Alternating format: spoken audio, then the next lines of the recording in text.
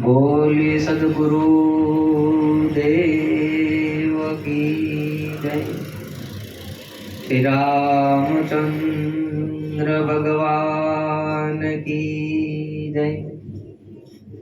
श्री पंचमुखी हनुमान जी महाराज की जय। कृष्ण कन्हैया लाल की जय। सिद्धरामदेव जी महाराज की जय। सर्व साधु संत की जय। चारों धाम की जय। बजरंगदास बापानी जय। बापा जय जय सीताराम सीताराम। गुरु पद गावा स्नेहथी।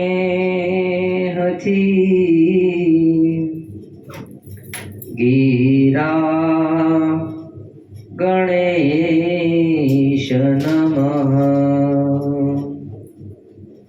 कंठ कमल मां आपजो। वाणी शुद्ध विचार। ध्यान मूलम गुरुर्मूर्ति। पूजा मूलम गुरुपदम। मंत्र मूलम गुरुर्वाक्यम। मोक्ष मूलम गुरु कृपा। आइए हनुमंत बिराजिए।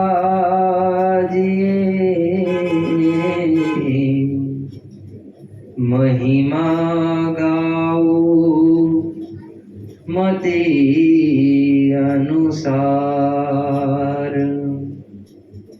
प्रेम सहित आसन धरो। पधारो पवन कुमार। पधारो पवन कुमार। लोकाभिरामं रणरंगधीरं।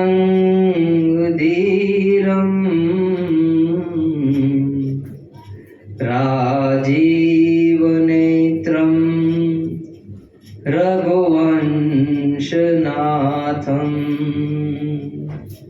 कारुण्यरूपं करुणाकरन्तं। श्रीरामचन्द्रं शरणं प्रपद्ये। मनोजवं मारुततुल्यवेगं। जितेन्द्रियं बुद्धिमतां वरिष्ठं। वातात्मजं वानरयूथमुख्यं। श्रीरामदूतं शरणं प्रपद्ये। श्रीरामदूतं शरणं प्रपद्ये। अमर एंदाणी आपला। पधार्या अजमल द्वार। धर्म रक्षणना कारणे લીધો પ્રભુ તમે અવતાર. બોલ શ્રી રામચંદ્ર ભગવાન કી જય. સિદ્ધ રામદેવજી મહારાજ કી. સત્ય સનાતન ધર્મ કી જય. ઓમ નમઃ પાર્વતી પતે. હર હર મહાદેવ હર.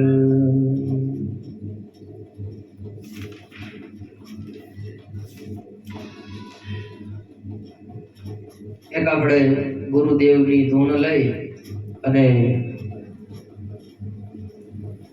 આપણે કથાને આગળ વિસ્તારથી જાણશું. તો બધા તાળી પાડી અને ગુરુને ભાવથી વધાવવાના છે.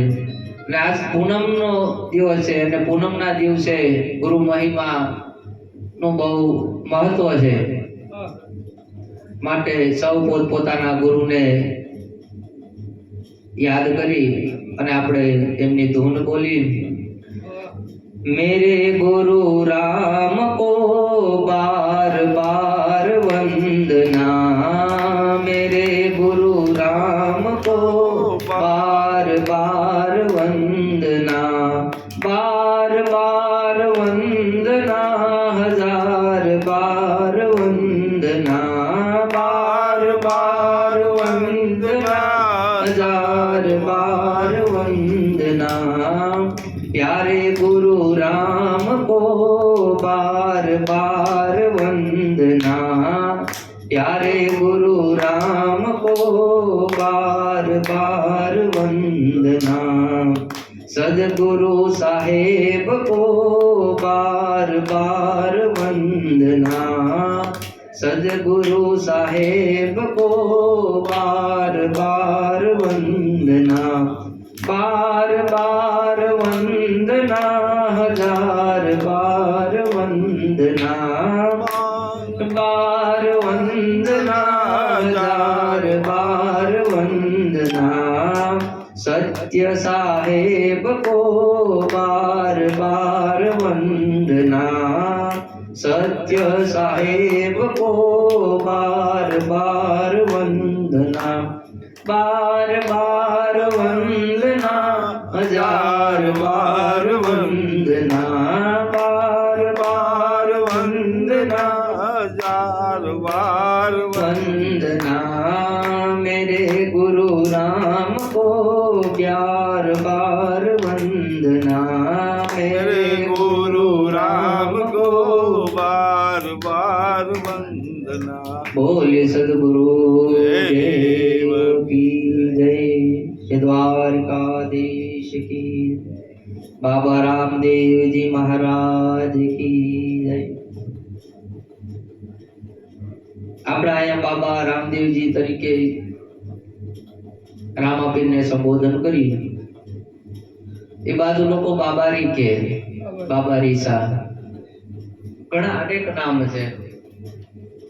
કોઈ બાબારી કે કોઈ બાબારી સા કે છે. નકળંક્યો જે તમારે નામ એમાં આપવા હોય તમે આપી શકો.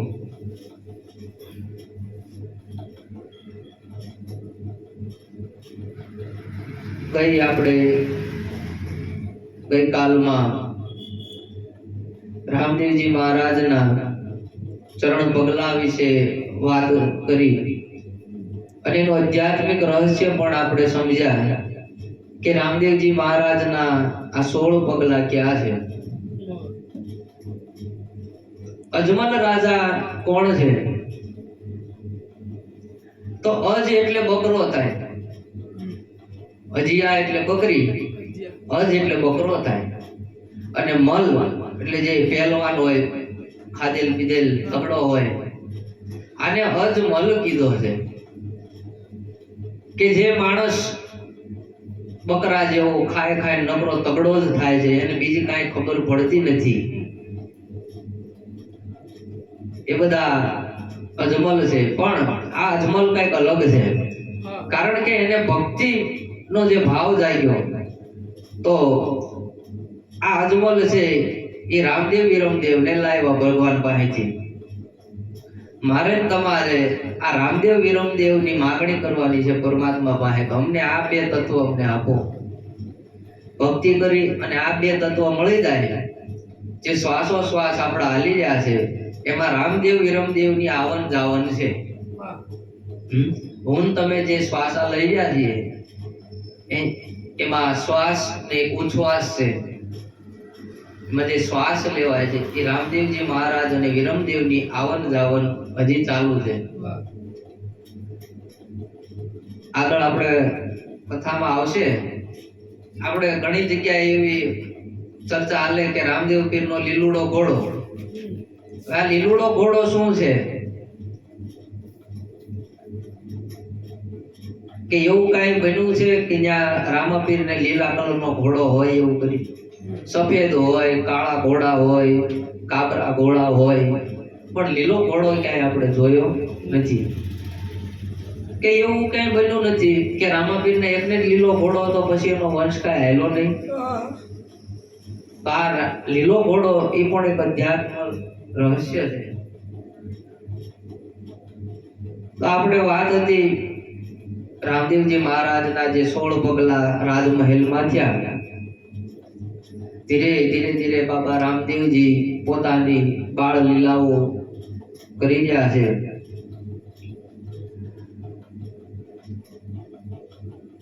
હવે સમય જતા રામદેવજી મહારાજ ને માતાજી ભાન કરાવી અને પારણામાં સુવડાવ્યા છે. માતાજીને કઈક કામ છે એટલે ગૌશાળામાં કઈક કામને અર્થે કઈક ગયા છે. અને માતાજીએ દૂધની દેગ ચડાવેલી હતી ચૂલા ઉપર, અને કામમાં ને કામમાં કઈક ભૂલી ગયા માતાજી કે મેં દેગ ત્યાં ચડાવેલી છે. હવે આ વાતની માતાજીને ખબર નહીં. માતાજી પોતાના કામમાં વ્યસ્ત થઈ ગયા. ગૌશાળા, ગૌ નામ ઇન્દ્રિય,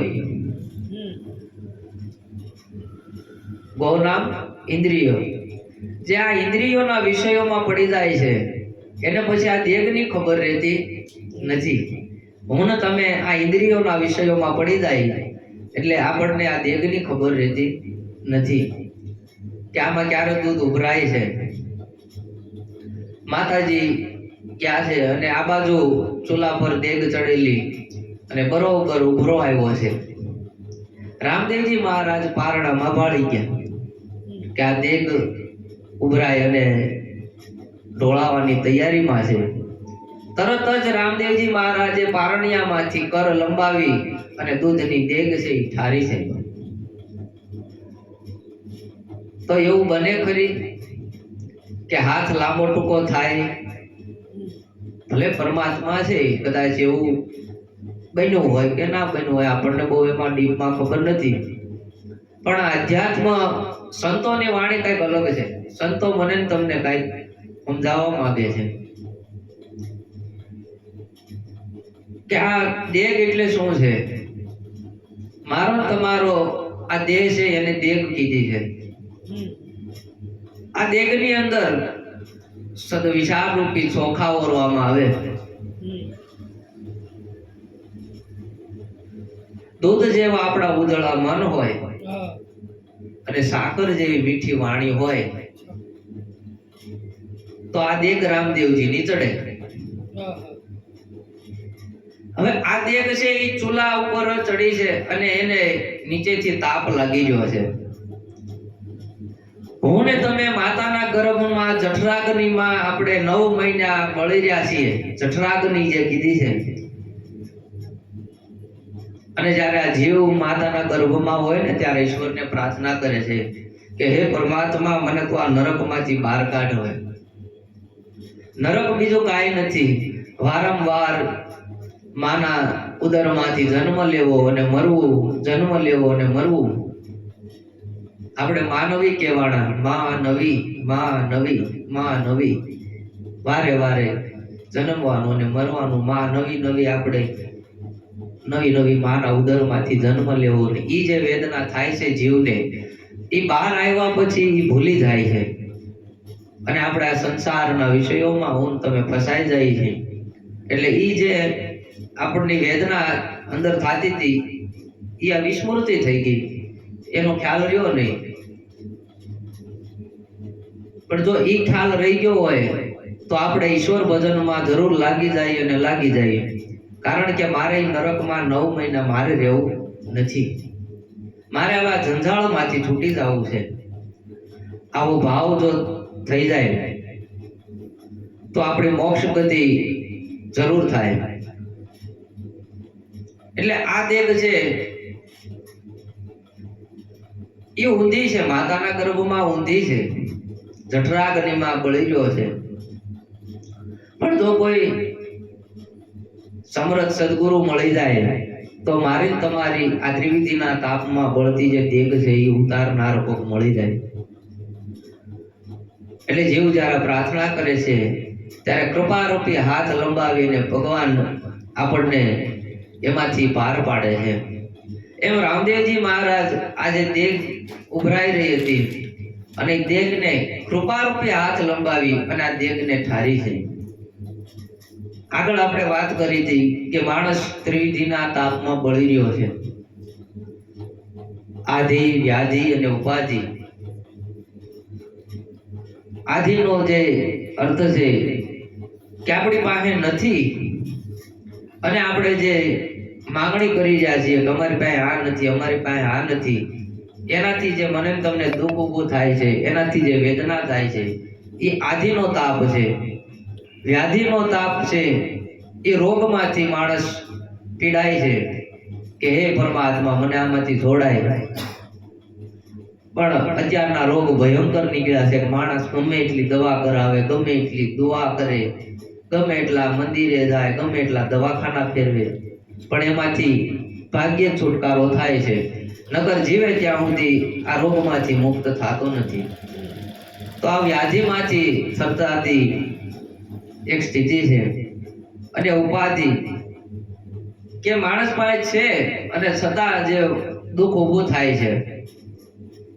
પેલા માનતાઓ કરે કે અમારા ઘરે પારણું બંધાય તો ભગવાન તમારી એટલું માનતા અમે માનશું, એટલી હાકર વેચશું, કેટલા શ્રીફળ વધેરશું. પરમાત્માને દયા આવે ને તમારા ઘરે પારણું બંધાય, એ દીકરો મોટો થાય ને પછી મારફાડ દીકરો થાય ને પછી પાછા ભગવાનને પ્રાર્થના કરે કે આની કરતા તે દીકરો ન દીધો હોય તો સારું હતું. તો છે છતાં ઉપાધિ છે. તો માણસ આ ત્રિવિધિના તાપમાં બળી ગયો છે. એમાં દેહનું રહસ્ય છે કે આ દેહને જો પરમાત્માની કૃપા થાય તો આ દેહને ઠારી દે છે, આ દેહને નીચે ઉતારી દે છે. આ ત્રિવિધિના તાપમાં બળતી મારે તમારી દેહ ઉતારી દે, પણ એના ચરણે જવું પડે. પરમાત્માનું શરણ લીધા વગર મારી તમારી દેહ ઉતરતી નથી અને આ તાપમાં બેડા કરે ઉભરાય છે ને ઢોળાઈ જાય છે. માટે જ્યારથી આપણને ખબર પડી જાય, જ્યારથી સમજણ આવી જાય તો પરમાત્માનું ભજન અવશ્ય કરવું. ધીરે ધીરે સમય વીતતો જાય છે. ભગવાન હવે નાનપણમાંથી 5 વર્ષના થવા આવ્યા છે. એક દિવસ રામદેવજી મહારાજે હઠ લીધી છે. માતાજી દૂધનો ગ્લાસ લઈ અને રામદેવજી મહારાજને કહે છે કે તમે દૂધ પી લો. રામદેવજી મહારાજ દૂધ પીતા નથી. રામદેવજી મહારાજે હઠ લીધી છે કે મારે ઘોડો જોવે છે. મિનળ દે કે અત્યારે મારે ઘોડો ક્યાં લેવા જાવ? માતાજી તમે ગમે એમ કરો, મારે ઘોડલીઓ જોવે છે. માતાજી ઘણા મનાવ્યા છે રામદેવજી મહારાજને કે ભાઈ હું કાલ મગાવી દઈશ કે મને સમય મળશે ત્યારે હું ઘોડો લાવી દઈશ, પણ બાપા કઈ માનતા નથી. આ તો એની અદ્ભુત લીલા છે. રામદેવજી મહારાજની કઈ એવું પરમાત્મા એવું કઈ વહેન કરે નહીં.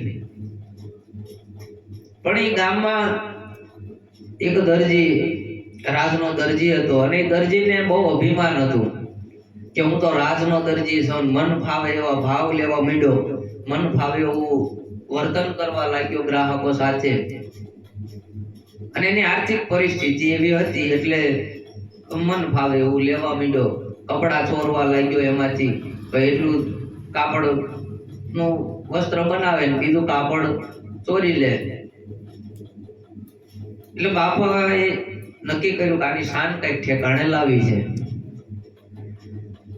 એટલે બાપાએ એટલે ઘોડલિયાની જીદ લીધી કે માં મને ઘોડલિયો હોય તો જ હું દૂધ પીવું. હવે બાળ હઠ એટલે મા બાપની માટે બહુ અઘરી વસ્તુ છે.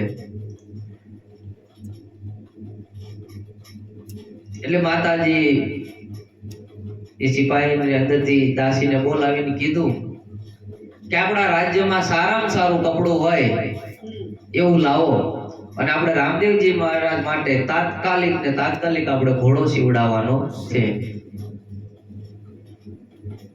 ભલે દાસી લઈને આવ્યા, અને એવું હીરા મોતીથી જડેલું સરસ મજાનું કપડું, લીલું કપડું લઈને આવ્યા છે. અને આ બાજુ રામદેવજી મહારાજ કે ઘોડલિયો મંગવાઈ દે માં, મને ઘોડલિયો મંગવાઈ દે, ઘોડલિયો મંગવાઈ દે માં, મને ઘોડલિયો મંગવાઈ દે. ઘોડે ચડીને રમવા જાવું,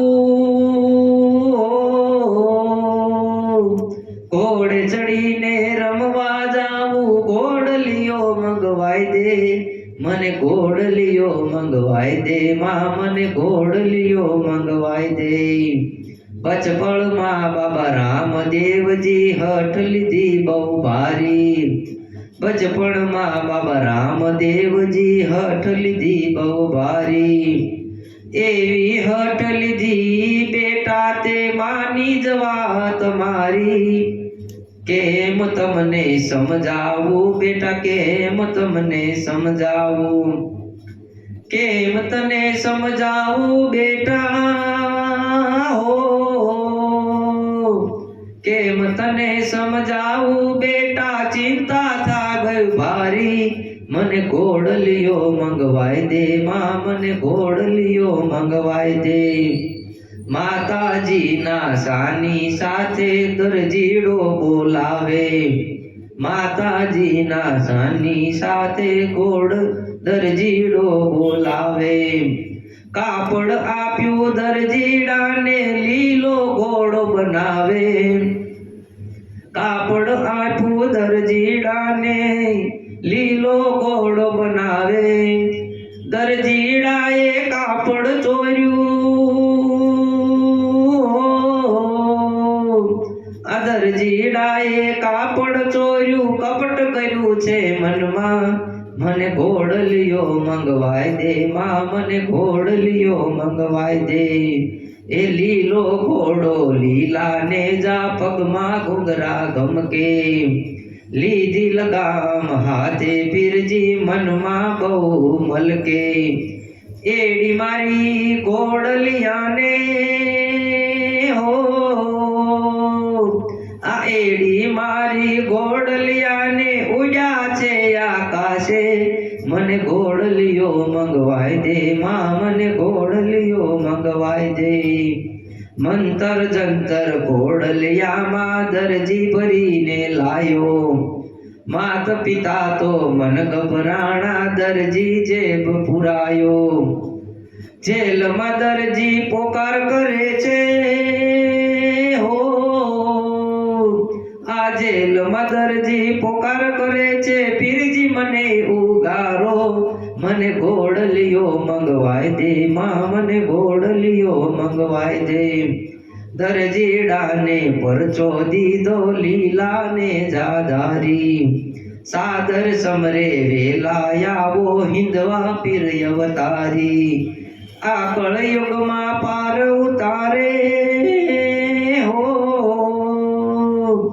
આ કળયુગમાં પાર ઉતારો. સેવકને ઉગારો, મને ઘોડલિયો મંગવાય દે, માં મને ઘોડલિયો મંગવાય દે. આવી બાબાજી હટ કરી છે કે ઘોડલિયો મંગવાય દે માં, નકર હું દૂધ નહીં પીવું. માતાજીએ તરત દાસીને બોલાવી અને કપડું મગાવ્યું અને કીધું તાત્કાલિક દરજી પાસે જાઓ અને આ ઘોડલિયો સીવડાવો. દરજીને આપ્યું છે કપડું. દરજીએ જોયું, ઓહો, આવું કપડું તો મેં મારી જિંદગીમાં ક્યારેય જોયું નથી, આ તો રાજનું કપડું છે. એટલે દર્જન ભાળી ગયા છે કે દરજી આમાંથી મારો કબજો સીવવો પડશે. દરજી કે આ રાજનું કપડું છે, આપણે આમાંથી ન લેવાય. દર્જન કે ગમે એમ કરો, પણ હું આમ પહેરી નીકળી હોય તો કેવી લાગુ એમ. તમે ગમે એમ કરો પણ મારે આનો કબજો સીવવો છે. એટલે દરજી કે એક કામ કરીએ, ઉપરનું ખોળું છે ને એ આનું બનાવી નાખી અને અંદર છે ને બીજા જૂના ગાભા નાખી દઈએ એટલે ખબર ન પડે. ભલે કાંઈ વાંધો નહીં. દરજી આખી રાત મહેનત કરી છે. સવાર પડ્યું અને સિપાહી આવીને પૂછે છે કે દરજી ઘોડો બનાવ્યો? તો કે તમે ચા પાણી પીવો, આના કાન પૂંછડી હજી બાકી છે. હવે આ કાન પૂંછડી બાકી કેમ રાખ્યા દરજીએ? એમાંય મને તમને કઈક કહેવા માંગે છે. આ દરજી કઈક કહેવા માંગે છે કે હું ને તમે માણસ તો સહી પણ જાનવર કરતા આપણે બદતર છીએ, કારણ કે કાન પૂંછડી જ નથી, બાકી આપણે જાનવર જેવા જ છીએ. આવી દરજીએ શાન કરી છે. આ દરજી કેવો હશે? આ ઘોડો સીવનાર કેવો હશે કે આવી રીતે આપણને અધ્યાત્મ રીતે કઈક ને કઈક શાન કરવા માંગે છે. ચા પાણી પીધા અને ઘોડો તૈયાર કર્યો છે.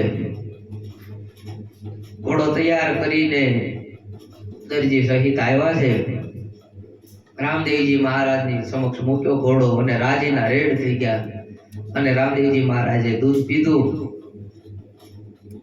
અને બાપાએ ઘોડા ઉપર બેઠા અને એડી મારી ઘોડાને અને ઘોડો આકાશમાં લઈને બાપાને ઉડી ગયો. ઘડીક તો ન્યા એટલામાં નાખ્યો ઘોડો અને બધા અચરજ પામી ગયા. ઓહો, કે આ ઘોડો કપડાનો ઘોડો અને ઉડી ગયો આકાશમાં. અને માંડ્યા બધા રુદન કરવા, પોકાર કરવા માંડ્યા કે આ શું થઈ ગયું. મિનળદેવજી ને અજમલ રાજાને આ વાતની ખબર પડી, તરત દોડીને આવ્યા છે. એમાં એક દાસી બોલી કે આ દરજી છે ને મેલી વિદ્યા જાણે છે, આમાં એને કઈક મેલી વિદ્યા કરેલી છે ઘોડામાં, તો જ આવું બને. પેલા આવું બધું બહુ માન્યતા હતી, મેલી વિદ્યા, તંત્ર મંત્ર હજી છે, અમુક તાંત્રિક બધી શક્તિઓ છે, પણ બહુ બધું ઓછું થઈ ગયું છે. હવે એવું બધું લુપ્ત થઈ ગયું છે, પણ એ સારી વસ્તુ નથી. એટલે કોઈ કીધું કે આ કઈક મેલી વિદ્યા જાણે છે દરજી. અજમલ રાજાએ તાત્કાલિક સિપાહીઓને આજ્ઞા કરી છે કે આ દરજીને જેલમાં પૂરી દો. જ્યાં સુધી રામદેવજી મહારાજ પાછા ન આવે ત્યાં સુધી આને જેલમાં પૂરી દો. દરજીને ઘણું પૂછપરછ કરી કે હું કર્યું, પણ દરજી બચારો કે હું આમાં કઈ જાણતો નથી, આ બધું થયું કેમ મને ખબર નથી. તમે કયો મેલી વિદ્યા, પણ મેલી વિદ્યા મેં જ પહેલી વાર સાંભળ્યું. મેલી વિદ્યા શું કહેવાય? દરજીને પૂર્યો છે જેલમાં. આ બાજુ રામદેવજી મહારાજ સવારી કરીને ધીરે ધીરે ધીરે ધીરે આકાશમાંથી નીચે આવ્યા છે અને બધાને હાશકારો થયો. ઓહો, અને રામદેવજી મહારાજને બધા ઘેરી વળ્યા છે. માતાજી તો પેટી પડ્યા છે રામદેવજી મહારાજને, કારણ કે આવું કઈક બાળક આને થાય એટલે મા બાપને તો ચિંતા થાય જ ને. આવું કૃષ્ણ ભગવાને કરેલું. જ્યારે દડુલો લેવા ગયા અને બધાએ કીધું કે ભાઈ તો ગયા છે નદીમાં, ત્યારે બધા આવી અને પછી કૃષ્ણ ભગવાને જે નાચ્યા છે, એટલે ભગવાનની લીલા બહુ આપણને સમજાય એવી નથી. એ ભગવાન કૃષ્ણ એ કયા નાગની હારે બાંધ્યા છે, એને કયા નાગને નાચ્યો છે એનું ભાગવતમાં વર્ણન છે. મારે ને તમારે શત્રુઓ છે ને એ બહાર નથી. વીર પુરુષ કોને કીધો? ઘણા એવા પદમાં આવે છે, ઘણા એવા ભજનમાં આવે છે કે ભક્તિ કોઈ વિરલા જાણે, એવો શબ્દ ઘણી વાર આવે છે. તો વિરલા એટલે કે કઈ લડવા જાય ને એવું નથી, પણ વીર પુરુષ કોને કીધો છે? કે જે પોતાના ભીતરના શત્રુઓ હારે જે લડનારો છે અને એમાં જે એની જીત થાય, જે ઇન્દ્રિયોના વિષયોથી જે લડી રહ્યો છે અને ઇન્દ્રિયોની ઉપર જે વિજય મેળવી લે છે, ઇન્દ્રજીત થાય છે, એ વીર છે. કૃષ્ણ ભગવાન કાલીનાગ અરે જે લડ્યા છે એ મારે તમારી ભીતર જે કામરૂપી કાળો નાગ બેઠો છે અને એની 5 ફેણ છે. મારી તમારી 5 ઇન્દ્રિયો છે, એ આ 5 ફેણ છે એની. અને ભગવાન આ બધી ફેણોને પરાસ્ત કરી અને એની ઉપર ભગવાને નૃત્ય કર્યું છે. એ મારે તમારે આપણી ભીતર જે આ 5 વિષયો છે, આ 5 ફેણું છે, એ આપણને વિષ દે છે. આ કઈ ખારું સુંદર કોઈ સ્ત્રી જાતિ હોય જોઈ જાય તો આપણું મન ડોલવા માંડે છે, તો આપણને ઈ ઝેર ન્યા ચડે છે, આ ફણ ન્યા લાગે. કાન છે કોકની કુથા નિંદા કુથલી સાંભળવામાં આપણો વિષય ભાગે છે, તો એમાં આપણે ફસાઈએ તો આપણને ઈ ઝેર ચડે છે. નાક છે એ કઈ ખારું ખારું સુગંધિત સૂંઘવામાં જેનો રસ છે, તો આપણને આ નાકરૂપી ફળમાંથી આપણને ઝેર ચડે છે. જીભ છે એ હારું હારું ખાવા જ માંગે છે, ચટપટું આન તેન, પંજાબી ચાઇનીઝ ને આન તેન, પણ એ ખાધા પછી મારી તમારી જે હાલત થાય છે, બહારનું ખાવામાં બહુ હારાવાર નથી. આપણને એમ થાય બહારની રેસ્ટોરન્ટમાં આપણે ખાઈ, પણ તમે ક્યારેક ત્યાં રસોડામાં આંટો મારજો, જીવડા આંટા મારતા હોય, માઇકું આંટા મારતા હોય. અમુક મોટી હોટલમાં તમે આંટો મારવા જાવ તો એમાં લખ્યું હોય રસોડાની બહાર કે અંદર આવવાની પૂછા વગર અંદર આવવાની મનાઈ છે. હા, આપણે અમથા કોકના ઘરે જાય કે અમે ફલાણા ઘરનું નથી ખાતા, ફલાણા ઘરનું પાણી નથી પીતા. હોટલમાં ખાવા જાવ ત્યાં કોઈ પૂછે છે અંદર રહોડામાં કોણ રાંધે છે, તમારા વાસણ કોણ ઉટકે છે? હે, ઘણા એમ કે અમે એનું ખાઈ તમે અબડાઈ જાય, આમ થાય તેમ થાય. હોટલમાં ખાવા જાવ ત્યાં કોઈ પૂછે છે કે અંદર રસોઈયો કોણ છે? હે, રાંધવા વાળા કઈ વાણિયા બ્રાહ્મણ તો આવે નહીં. તો આ બધું એવું છે. એક જાતની આપણે માન્યતાઓ ઊભી કરી છે કે આના ઘરનું ન ખાય, નાના ઘરનું પાણી ન પી. પાણી તો પરમાત્માના ઘરનું છે. આપણે લાઈન મૂકી હોય તો તમે એવા વરણને માનતા હોય કે એના ઘરેથી ત્યાંથી પાણી આવતું હોય, તો આપણે હું પાણી ન પીવું? રામદેવજી મહારાજે આ બધા ભેદભાવને મટાડવાના કીધા છે. કોઈ વરણ ઊંચો નથી, કોઈ નીચો નથી, બધા સમ છે. વરણ છે એક વ્યવસ્થા ગોઠવવામાં આવી છે. આ સંસારને હાંકવા માટે, સંસારને ચલાવવા માટે એક વ્યવસ્થા મૂકી છે. કોઈ માણસ નાત જાતથી ઊંચો નીચો નથી. માણસ ઊંચો નીચો છે પોતાના કર્મથી. જેના ઉચ્ચ કર્મ છે એ ઉચ્ચ જ્ઞાતિનો છે, જેના નીચ કર્મ છે એ નીચ જ્ઞાતિનો છે. રાવણ ઉચ્ચ જ્ઞાતિનો હતો છતાં એના કર્મ નીચ હતા, તો એ નીચ કહેવાના છે. અને પ્રહલાદ છે એ રાક્ષસ કુળમાં જન્મવાથી છતાં એની કરણી ઊંચી હતી. છબરીબાઈ જો આ બધા ભલે વરણ હલકું હતું પણ એની કરણી ઊંચી હતી. માણસનું કર્મ ઊંચું છે, માણસ નાત જાતથી ઊંચો નીચો નથી. એટલે રામદેવજી મહારાજ મને તમને એ કહેવા માંગે છે, કોઈને નાત જાતથી ઊંચા નીચા ગણવા નહીં. નાત જાતથી ઊંચા નીચા ગણીએ, જો રામદેવજી મહારાજ ભેદભાવ ન કરતા હોય અને આપણે ભેદભાવ કરીએ તો આપણે રામદેવજી મહારાજ કરતા મોટા કહેવાય. ભગવાન કરતા આપણે મોટા ને. તો ડાલીબાઈ હતા એ હરિજનના દીકરી હતા. હરિજનના દીકરી કેમ? આ બધું મને ને તમને આ બધું રામદેવજી મહારાજ કહેવા માંગે છે કે આ બધા ઊંચ નીચના ભેદ મારા ને તમારા માનસમાં કરી જાય તો પછી ભક્તિ થાય નહીં. ભક્તિ કરવા માટે બધામાં સમદ્રષ્ટિ રાખવી જોઈએ. જેવો આત્મા મારી અંદર છે એવો જ આત્મા એ જ આત્મા તમારી અંદર વિલસી રહ્યો છે. હવે આત્મા તત્વ શું છે? કોઈ તો સમર્થ સદગુરુ મળી જાય તો મને ને તમને સમજાવે. મારો ને તમારો આત્મા અલગ નથી, મારો ને તમારો આત્મા એક છે. તો કઈ રીતે?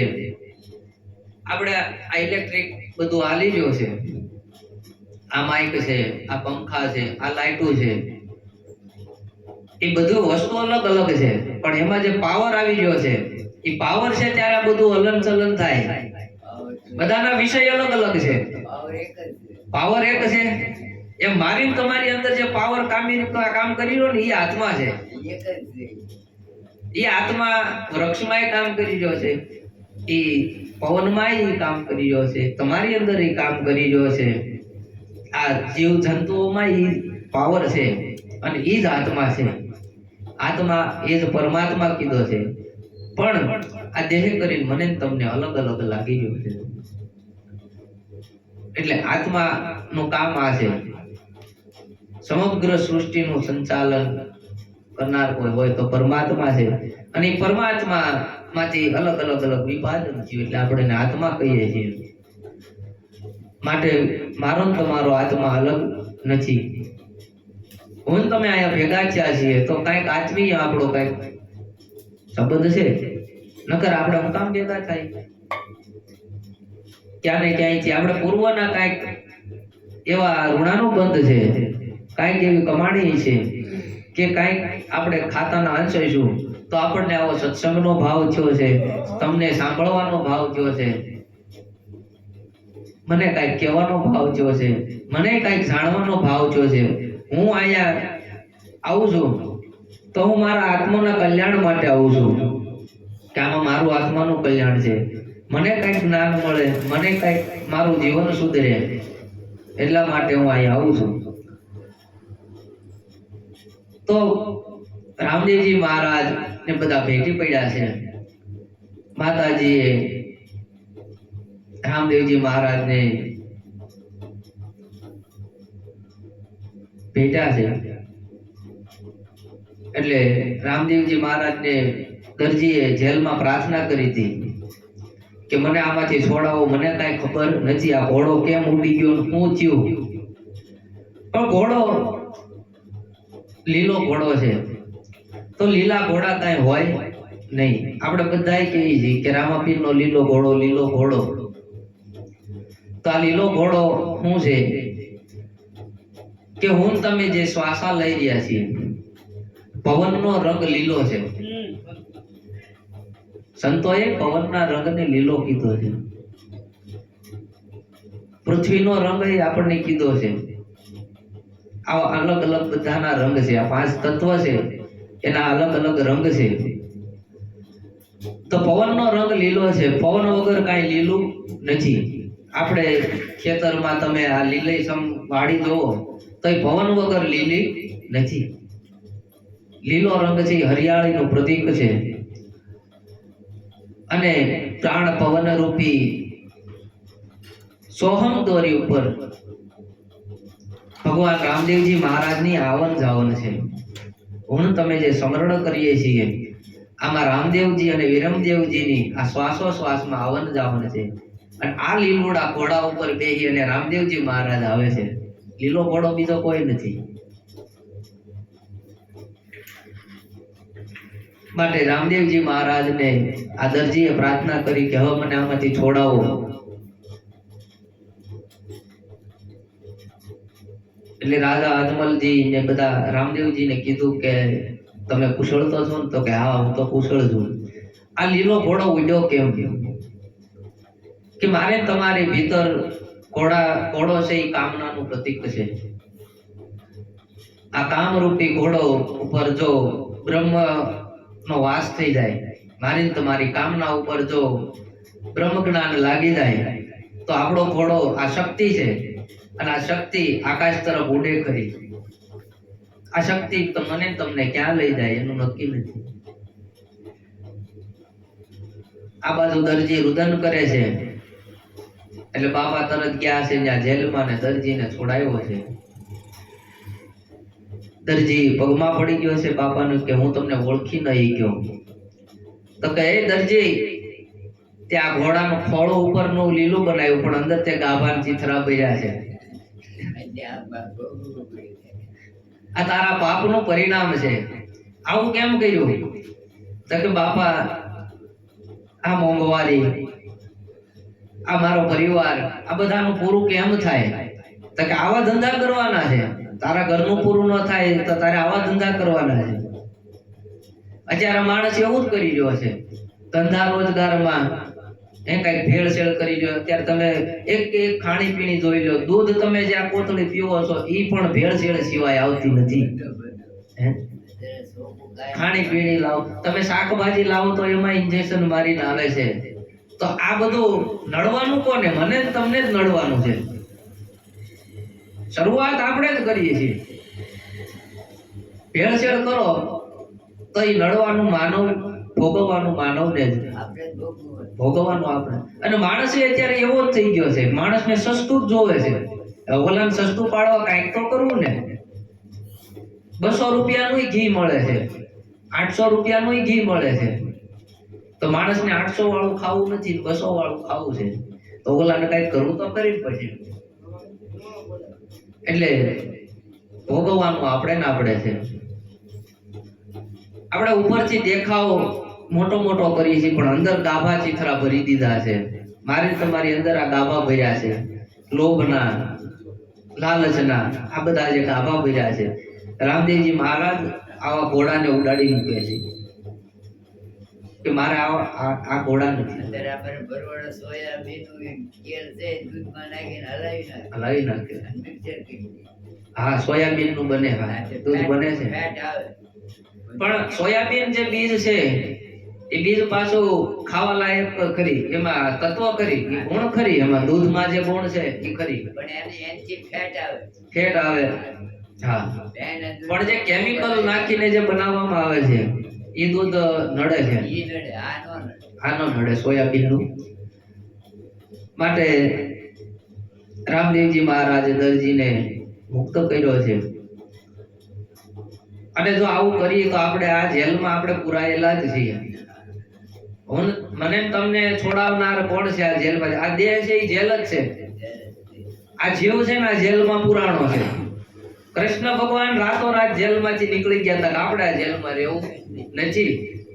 જન્માતા જેલમાં પણ એ રાતોરાત નીકળી ગયા. હું ને તમે આ જેલમાં પુરાયેલા છીએ. આ જેલમાંથી જો છોડાવનાર તત્વ હોય તો રામદેવજી મહારાજ જેવો કોઈ આપણને મળી જાય તો આ જેલમાંથી છોડાવી દે. આ જેલમાં રહેવા છતાં આપણે આમાંથી મુક્ત થઈ જાય. એટલે દરજીએ માફી માંગી કે હવે હું કાંઈ કપડા બપડા ચોરીશ નહીં. હું હવે જે કાંઈ મને આમાંથી મળશે એમાં રાજી ખુશીથી રહીશ. જા દરજી કે મારું વચન છે તને કે તારા ઘરનું ભરણ પોષણ બધું થઈ રહે, પણ તું કોઈ દિવસ ચોરતો નહીં. ત્યારથી દરજી લગભગ લીલું કપડું ચોરતા બીવે છે. લીલું કપડું નથી ચોરતા. પરમાત્મા મને તમને આવા કાર્ય કરતા અટકાવે છે. અવતાર કાર્ય એટલે જ છે કે જીવને શિવ તરફ લઈ જવા માટે થઈ અને સંતો ને અનેક અવતારો આજ મહેનત કરી રહ્યા છે.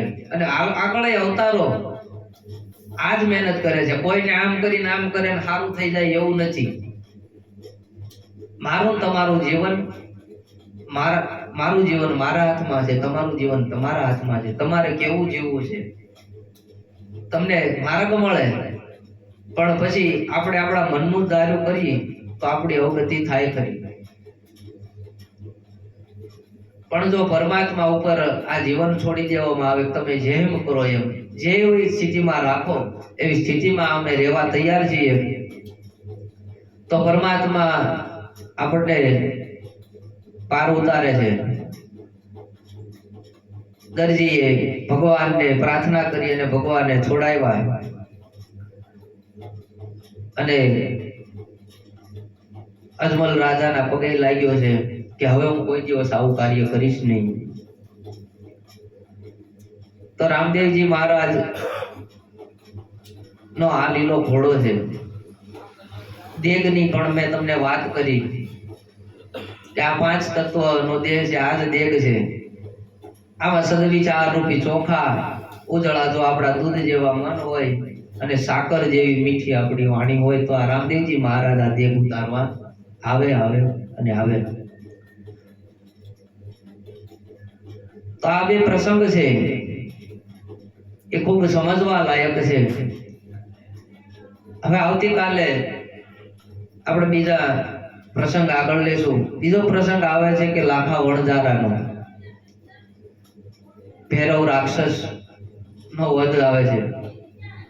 પણ રામદેવજી મહારાજ ભૈરવ રાક્ષસને મારતા નથી પણ એને ભંડારે છે ઓમાં. તો એની આપણે કથા આગળ જેવી પરમાત્માની કૃપા છે એ પ્રમાણે આપણે લેશું. આજને આ કથાને અહીંયા વિરામ આપી અને પરમાત્માના ચરણમાં આપણે એવી પ્રાર્થના કરીએ કે હે પરમાત્મા, હે પરમ કૃપાળુ, અમારા પર કાંઈક એવી કૃપા કરજો કે અમે ધર્મને માર્ગે ચાલીએ, અમારા જીવનમાં સત્સંગ, સેવા અને સમરણ આવું અમારા જીવનમાં ઉતરે અને અમે જ્યાં સુધી જીવીએ ત્યાં સુધી તમારા સાનિધ્યમાં, તમારી ભક્તિમાં અમારું મન કાયમને માટે રહે એવી પ્રાર્થના સાથે બોલીએ શ્રી રામદેવજી મહારાજ કી જય, કૃષ્ણ કનૈયા લાલ કી જય, સદગુરુ દેવ કી જય, ભજનદાસ બાપાની જય, પંચમુખી હનુમાનજી મહારાજ કી જય. બાપા જય જય સીતારામ સીતારામ. ઓમ નમઃ પાર્વતી પતે, હર હર મહાદેવ હર.